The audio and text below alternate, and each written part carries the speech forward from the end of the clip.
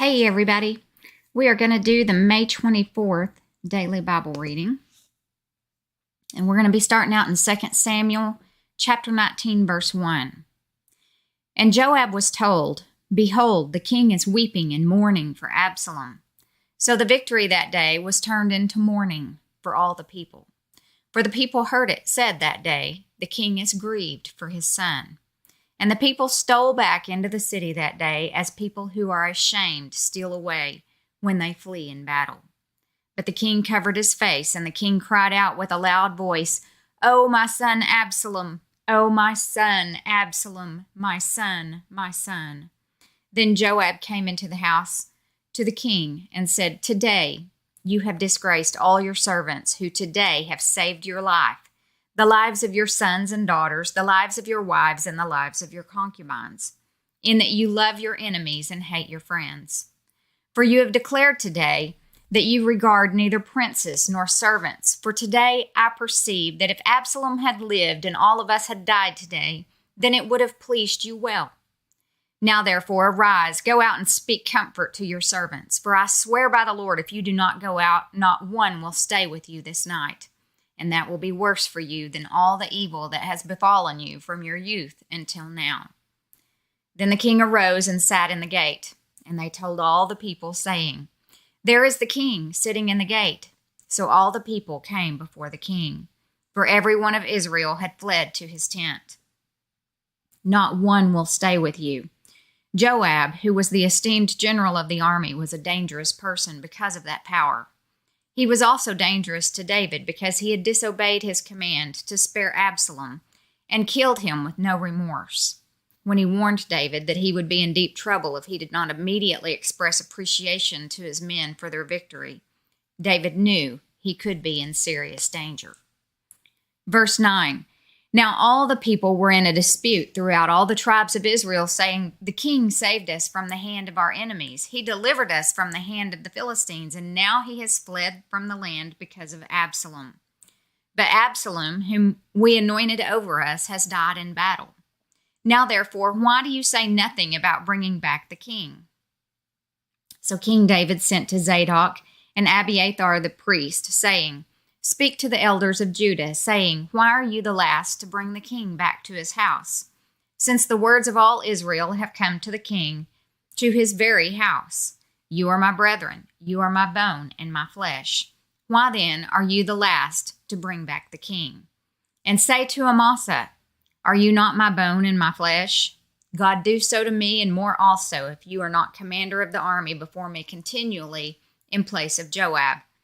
So he swayed the hearts of all the men of Judah, just as the heart of one man, so that they sent this word to the king, "Return, you and all your servants."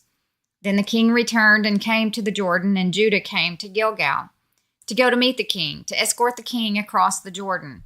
And Shimei, the son of Gera, a Benjamite, who was from Bahurim, hurried and came down with the men of Judah to meet King David.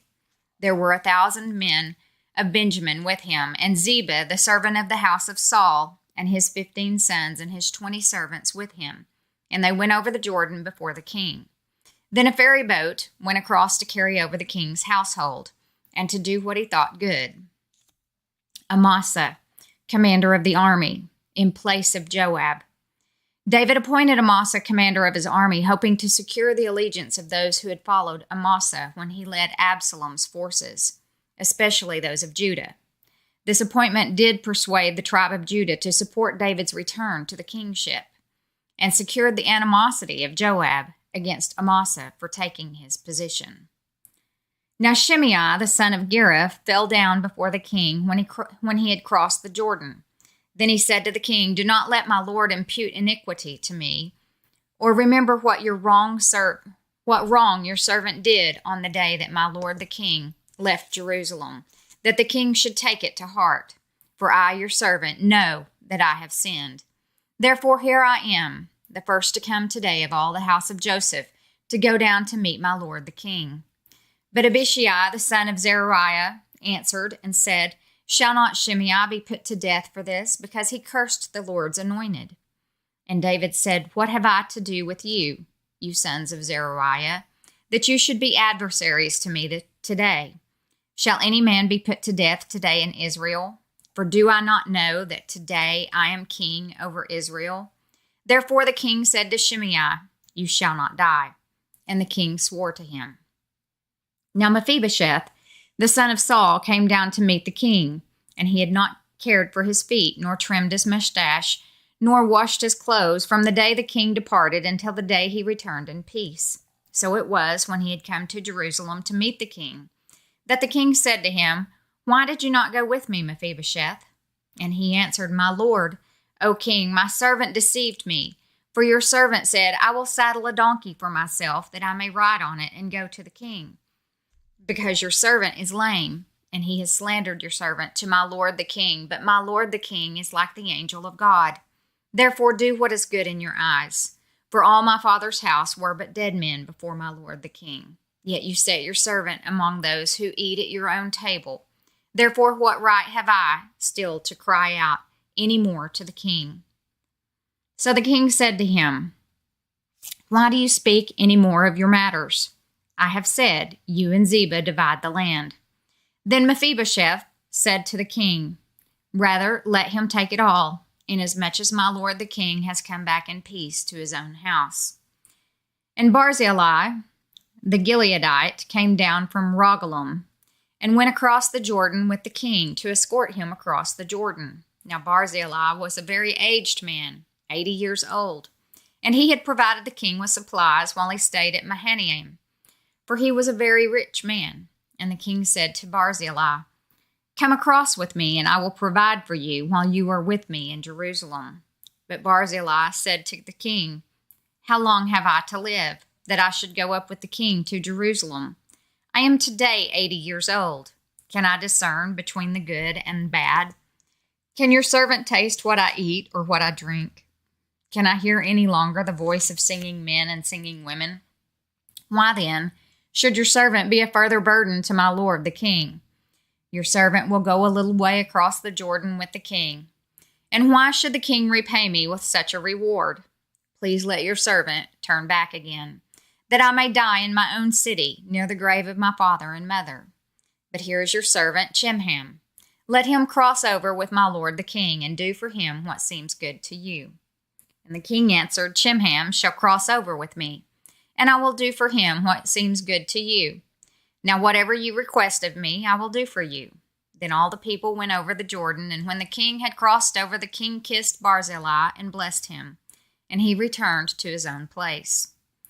Now the king went on to Gilgal, and Chimham went on with him, and all the people of Judah escorted the king, and also half the people of Israel.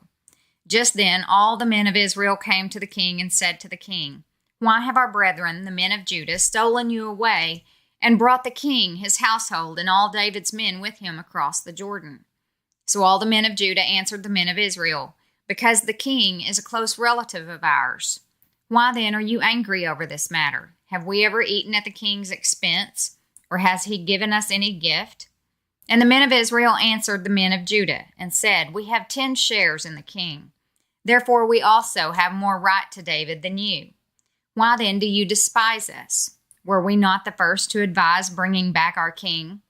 Yet the words of the men of Judah were fiercer than the words of the men of Israel. And there happened to be there a rebel, whose name was Sheba, the son of Bichri, a Benjamite. And he blew a trumpet and said, We have no share in David, nor do we have inheritance in the son of Jesse. Every man to his tents, O Israel. So every man of Israel deserted David and followed Sheba, the son of Bichri. But the men of Judah, from the Jordan as far as Jerusalem, remained loyal to their king. Now David came to his house at Jerusalem, and the king took the 10 women, his concubines, whom he had left to keep the house, and put them in seclusion and supported them, but did not go into them. So they were shut up to the day of their death, living in widowhood. And the king said to Amasa, Assemble the men of Judah for me within 3 days, and be present here yourself. So Amasa went to assemble the men of Judah, but he delayed longer than the set time which David had appointed him. And David said to Abishai, Now Sheba, the son of Bichri, will do us more harm than Absalom. Take your lord's servants and pursue him, lest he find for himself fortified cities and escape us. So Joab's men, with the Cherethites, the Pelethites, and all the mighty men, went out after him. And they went out of Jerusalem to pursue Sheba, the son of Bichri. When they were at the large stone, which is in Gibeon, Amasa came before them. Now Joab was dressed in battle armor. On it was a belt with a sword fastened in its sheath at his hips. And as he was going forward, it fell out. Then Joab said to Amasa, "Are you in health, my brother?"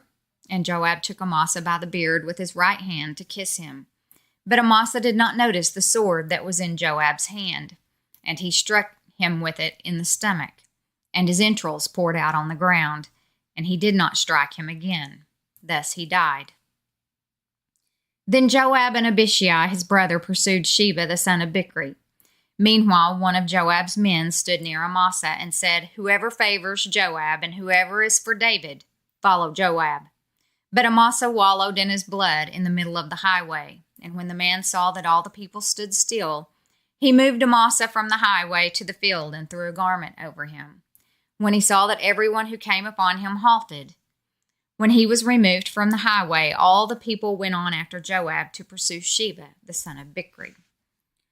One of Joab's men. Joab was reinstated as commander of David's army by his troops.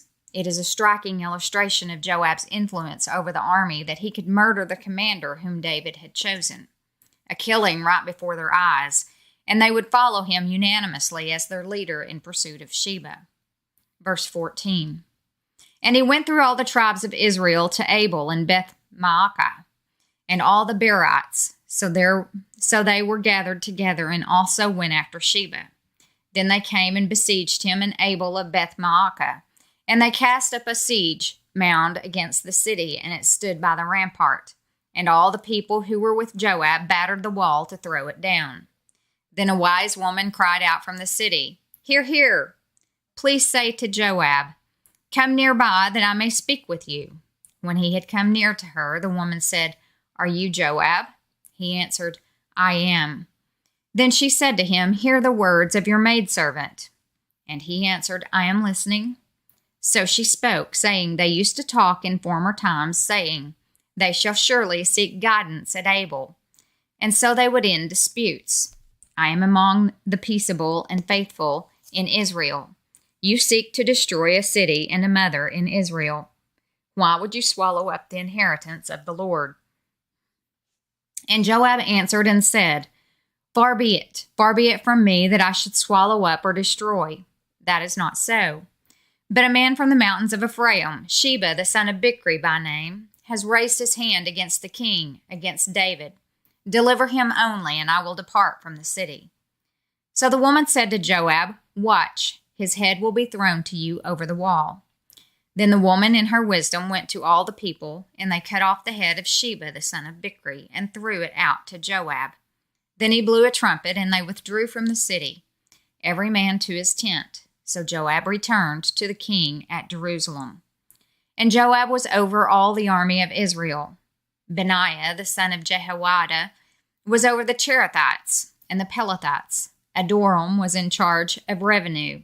Jehoshaphat, the son of Ahilud, was recorder. Sheva was scribe. Zadok and Abiathar were the priest. And Ira, the Jairite, was a chief minister unto David. Psalm 67, verses 1 through 7. To the chief musician on stringed instruments, a psalm, a song.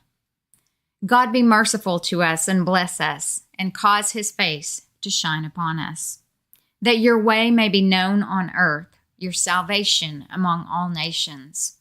Let the peoples praise you, O God. Let all the peoples praise you. O let the nations be glad and sing for joy, for you shall judge the people righteously and govern the nations on earth. Let the people praise you, O God. Let all the peoples praise you. Then the earth shall yield her increase.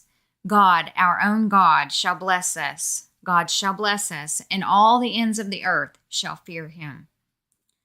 Proverbs 16, verse 33 through 17, verse 1. The lot is cast into the lap, but its every decision is from the Lord. Better is a dry morsel with quietness than a house full of feasting with strife. A lot. Casting lots was a method often used to reveal God's purposes in a matter. The high priest may have carried lots in his sacred vest, along with the Urim and the Thummim. John chapter 8, verses 1 through 27. But Jesus went to the Mount of Olives. Now early in the morning he came again into the temple, and all the people came to him, and he sat down and taught them. Then the scribes and Pharisees brought to him a woman caught in adultery. And when they had set her in the midst, they said to him, Teacher, this woman was caught in adultery, in the very act. Now it takes two to be caught in the act of adultery, right? But only the woman was dragged out. Now Moses in the law commanded us that such should be stoned. But what do you say?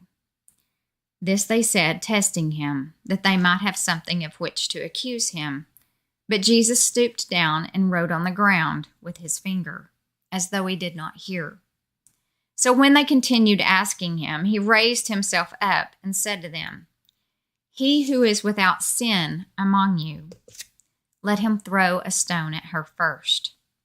And again he stooped down and wrote on the ground. Then those who heard it, being convicted by their conscience, went out, one by one, beginning with the oldest, even to the last.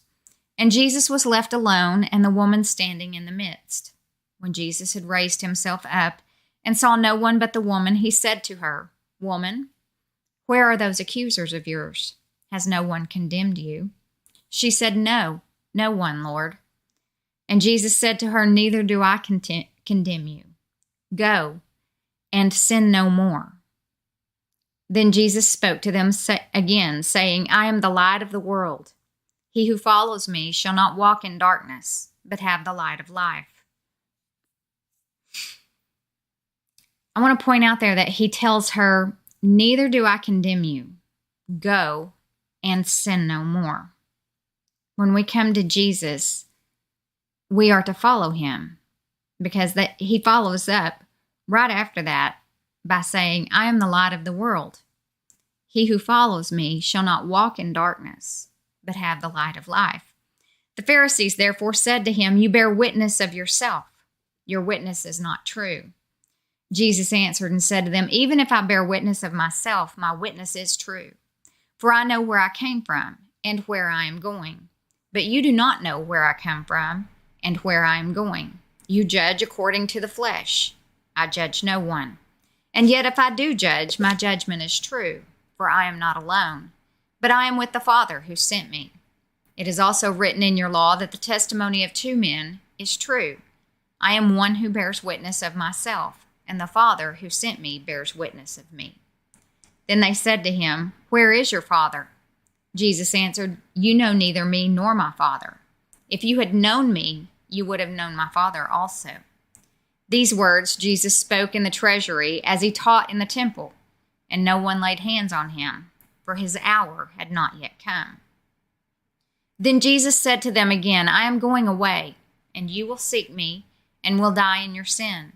Where I go, you cannot come. So the Jews said, Will he kill himself, because he says, Where I go, you cannot come? And he said to them, You are from beneath, I am from above. You are of this world. I am not of this world. Therefore I said to you that you will die in your sins, for if you do not believe that I am he, you will die in your sins. Then they said to him, Who are you? And Jesus said to them, Just what I have been saying to you from the beginning. I have many things to say and to judge concerning you, but he who sent me is true, and I speak to the world those things which I heard from him.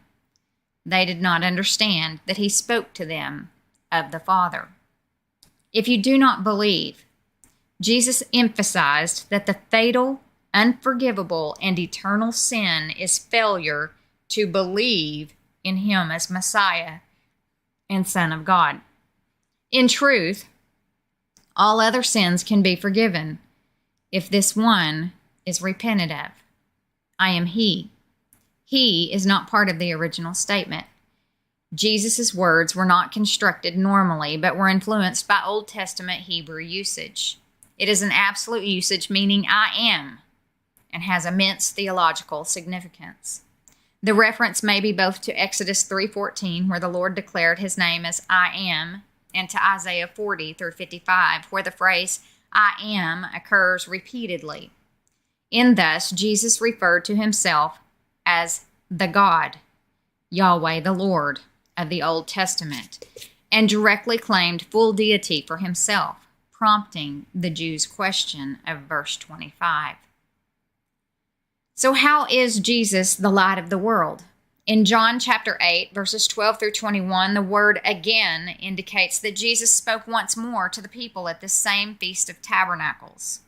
While Jesus first used the water drawing rite as a metaphor to portray the ultimate spiritual truth of himself as Messiah who fulfills all that the feast anticipated, he then turned to another rite that traditionally occurred at the feast, the lighting ceremony.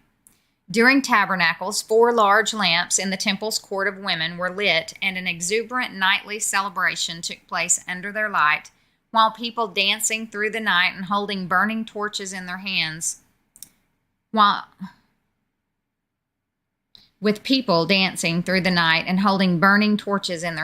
singing songs and praises. The Levitical orchestras also played.